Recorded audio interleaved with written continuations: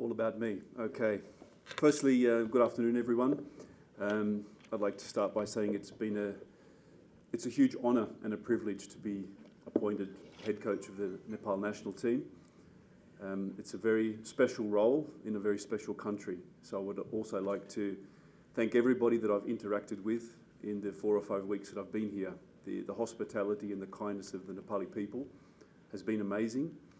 And the passion that I've experienced from taxi drivers, people in restaurants, people on the street, the passion they have for football in this country is unbelievable. Maybe because you are all in Nepal, you don't realise what you have here. And now from working and living in multiple countries, the passion here is unbelievable. And for me, that was personified at the stadium for the women's final between Nepal and Myanmar. The atmosphere at that stadium was electrifying. And my job is to gather this energy, this passion, and to put it on the field with firstly our men's national team, yes, but to do whatever I can to help the women's team, our youth national teams, our club sides, our school sides, and really harness the power that we have in this country and to take it to new heights. So sorry, that's not really about me, but that's just my experience initially of Nepal. But I just wanted to get that out there, that we have something very special here and we have to maximise what we have. A little bit about me. I'm 47, from Australia. Been coaching now over 20 years. It's taken me through a lot of different countries, a lot of different leagues, national teams. So I've spent that time gathering tactical knowledge, technical knowledge, but more importantly, ways to connect with people, to build a team, to build a culture, and now I feel that I'm at the right point in my career that I can create a vision, build an environment here where we can succeed. And for me, succeeding, I don't think I overstate it when I say I want to win the SAF Championship this year. I want to bring the team as close as possible, and if not qualify for the Asian Cup. So there may be people that say these are unrealistic standards, but for me to say anything less is to undervalue what we have here. We have players with talent, unbelievable talent. And again, maybe because you guys, you watch the Super League, you watch A Division, B Division when it runs, and you see these guys and you think it's normal talent, and for the women as well. The individual technical talent we have here is, okay, it's international class. Some we can make world class. And yeah, again, I've gone off track speaking about me, but I find the players and the environment here we have much more interesting than what I can talk about in terms of my career. But to summarise, experienced coach, here to help not only players but coaches. I think a lot of countries you see that have had recent success, the most obvious one comes to mind is Iceland, maybe 10 years ago at the Euros. They had a long-term vision to develop coach education, and their coaches all UEFA A licence, B licence, in the schools, in the clubs, at grassroots, and you saw the fruits of that come through with a national team with a population 10% of what we have here, that create a national team that did something special. So player development, coach development, that flows through to teachers in the schools being able to coach football at lunchtime with the kids. So for me, it's much more than just a men's team national role. It's a football culture that we need to work on together.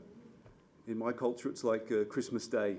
I've been waiting for it for a long time, and I'm really excited to meet the players. I have some meetings later today with some of the senior national team players to get to know them. and just to be on the grass and to work with them. I've seen all the players, well, I've seen most of the players in the President's Cup or KP Oli or Japa, but now it's about us building connections as people first and getting to know them, their strengths and weaknesses, them getting to understand myself and my staff, how we want to work. It's very exciting because we have a tendency in football to want to copy what we see somewhere else. So I'm not Pep Guardiola, I'm not Jose Mourinho. I have to come in here, learn about our players, one-on-one, in small groups, as a team, find the ways that we can succeed, find the ways that we can create a team that will win matches. And for me, that's the excitement. I can't do it the way that I did it last year in the Emirates. I can't do it the way I did it 2 years ago in Saudi Arabia. So that's for me is the excitement of coaching. A new group of players, a new group of staff. The culture is different, the food is different, the training methodology is different that the players are used to. So for me, it's exciting to navigate my way through that, to build a team that can go to Singapore and Malaysia and produce straight away. Very exciting, huge challenge, but that's why we get into coaching, because we love the challenge. So the first point about players, I know a lot have now left for Australia. I'm working, and my staff are working on connecting those players with semi-professional and professional clubs in Australia. So the players that have left for their own reasons, perhaps to do with football here or personal reasons, I want to open the door for them to still represent their country. And we also have players playing in Europe that maybe have a dual passport situation. Also looking at that situation, that our national team will succeed when we have the best players possible on the field. So that's an aside. Now to deal with the players in Nepal. Obviously this is such a unique football culture that I'm still coming to terms with. The situation with the leagues, the Super League, the lack of A-division football, and players playing various short-term tournaments. So I empathise with the players that they have a difficult life at the moment. So for me, it's about developing a vision for the whole country. That's a long-term proposition. And then working back with shorter-term goals to develop the players. So for me, the shortest term now is tomorrow or the next day in the training camp. Speak with the players, learn about them, and be developing individuals. And then we build out from that. We're going into the clubs, speaking with the coaches, but that we have a Nepali way of playing football, that everyone's going in the same direction. I think that's, we see with, again, countries that have had success, Spain, France. It took them a long time. For France, it was 20 years to put curriculum in place, to put academies in place, to develop players on a pathway, but they succeeded. So this is where I'm at in terms of developing a country of footballers that can succeed at international level. I've seen the under-20s in the SAF tournament, I think it was last year, some phenomenal players there. And part of my remit will be to be working with them as well, that we don't lose these exciting young players that we have, that the door is open for them to join the national team, that we work closely with the youth teams, that we have everyone playing in a similar, not necessarily system, but with an identity that you can see these are Nepali players and we are all swimming in the same direction. So lots of ideas, and we need lots of discussion and lots of cooperation to make these things come to life. Yeah, for me, after the 2023 World Cup, I left women's football and then had a year in Saudi Arabia with Qadsiya, and then last year in United Arab Emirates with United FC. So that was now 2 years in men's football. And previous to being in women's football, I worked in Australia in men's football. So for me, football is football. The athletes, sometimes they're male, sometimes they're female. And there's advantages and disadvantages of working in either part of the game. Like I said before, football players are people. You need to connect with people, and the gender is really of no interest to me. So for me, it's something I don't really think about as a new challenge or a different challenge. It's about analysing the people you have in the room, getting the best out of them, and okay, for males or females, there's different strategies to get the best out of them, and for me, it's a non-issue really. But I can understand, because I've worked in other Asian countries where there's a much clearer demarcation of men's football, women's football. But in Europe, the top coaches can jump across. The coach of France was Saudi Arabian men's coach, took the French national team, now he's back in men's football. So I think culturally we can also work on not seeing a boundary between men's and women's football. So from a personal point of view, the more success I can have with the team in this 1 year can buy me time to stay longer, which is what I wish to do. But I know that that's results-based and performance-based with the national team. And as coaches, we know wherever we go, we need a long-term vision, because that steers you every day when you wake up. You're looking in that long-term direction, and then you have things in the short term that you are working on too. So in the short term, I'm working on a successful team and a successful campaign in the Asian Cup qualifying and a SAF tournament. If I do that well, then the next steps will follow. And I also know you've probably heard these same things before from previous national coaches. So it's up to me then to prove that I deserve to be here long term and work for the right to see a long-term vision through. Football philosophy is it's a very trendy term these days. So if you want me to speak about philosophy, I can speak about attacking football, proactive football, playing with a high intensity. This is what I will bring into the national team, but there also needs to be an acknowledgement that, for example, with 2 weeks preparation and to play Malaysia, and without enough time to work with the team, we have to be pragmatic. And also within a football game, we know watching Premier League, sometimes you'll see Manchester City sit back in a back 5 and defend deep because that's what they need to do to get the result. So we need to be good at everything. We need to be able to go to Malaysia and be able to press them high when the time is right, when the conditions are right. We also need to be good to maybe defend a lead for the last 15 minutes and sit in a back 5 and be very difficult to beat. So as a basic philosophy, I want us to attack, I want us to be on the front foot, I want us to be proactive. Sometimes you can do that with the ball, sometimes it's without the ball. From what I've seen from the last 12 months of the national team, one area we need to work on is the transition. So international football, the transition, you lose the ball, you win it back, or you have the ball, you lose it. These are the critical moments in elite football. This is one area that we'll work on very heavily in the national team in this next camp.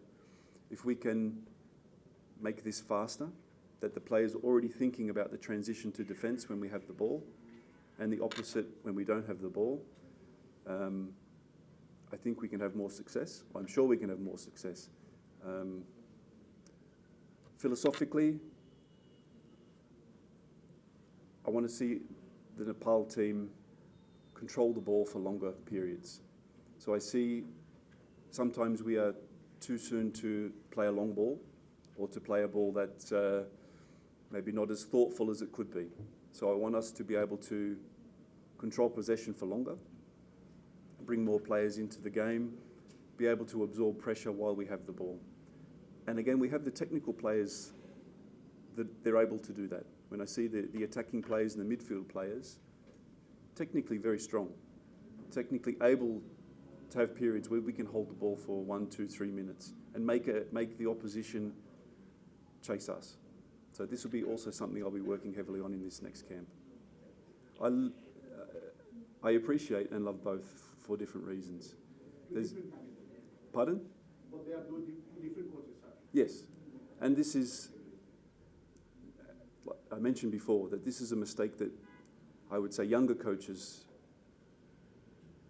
they fall into the trap of seeing what Guardiola does and thinking they can do it with their team. You have to also be mindful of the quality of player that he has to be able to do what he has in his head. Mourinho, for me, is he's a pragmatist. He will do what it takes to win. And if that means scoring from a corner and defending for the next 95 minutes, he'll do it. And I think I have more of that in me than the Guardiola. If I was coaching a youth team where winning or losing wasn't life or death, we can all be Guardiola. We can all play with we want beautiful football and we want things to look very pretty, which is great. For me, in this position, pragmatism will dictate a lot of the decisions I make. The quality of the players we have, the fitness level of the players, the amount of football they've played recently, the opposition we have, these things all get factored in, which for me is more Mourinho style of thinking. But both fantastic coaches, and I shouldn't be in the same sentence as either of them. Staff. We're still in negotiations regarding staff, and I hope that will be finalised today or tomorrow, and then we can speak further about that. But I will add that I mentioned before about coach education, that I think having Nepali coaches around the team, they have experience they can impart to me and vice versa. So I think it's important. I've always worked with local staff. I think it's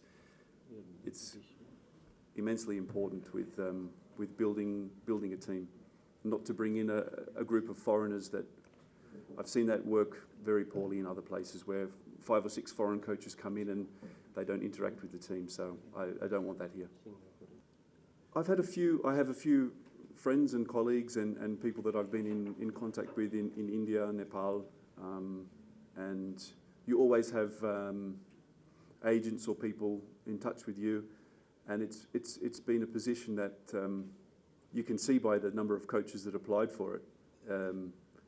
It's a highly sought after position. So as part of a coach's role, you're always looking at interesting positions.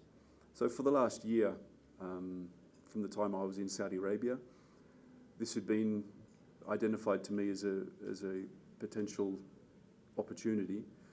So we always watching matches, seeing what's happening in Asia, keeping track of everything. So yeah, like I said, you see over 400 coaches put their hand up for this position. So like I said, it's a massive honour to be here now.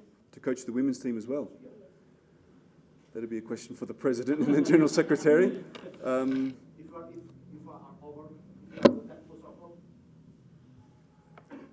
Might be a discussion for another day, but the women's team have immense potential. And I know from my time in Korea that we were analysing them quite heavily because players like Preeti Rai, they are superstars. I know they're superstars in Nepal, and players like her, we can build a fantastic national team around these kind of players. And we also need to be working, that's another press conference for another day, working to get our best players playing in the top countries, be that in Europe or Asia. We can get them to top clubs, for the men and the women. So I will be actively using, and already have started with my contacts around the world, to highlight the skills of our players and say, let's get them to these top clubs because they're good enough. And I know from now being here over a month, Nepali people, you are beautiful people. We can have more confidence in ourselves. We can have more self-belief. And I want to be working on that with the men's team. And our girls are the same. They can walk out on the pitch and say, we can take on anybody. And football is 95% psychological, really. If we can get the players believing in themselves, believing in each other, believing in the vision that we have for them, the opportunities are endless and the chance for success is huge.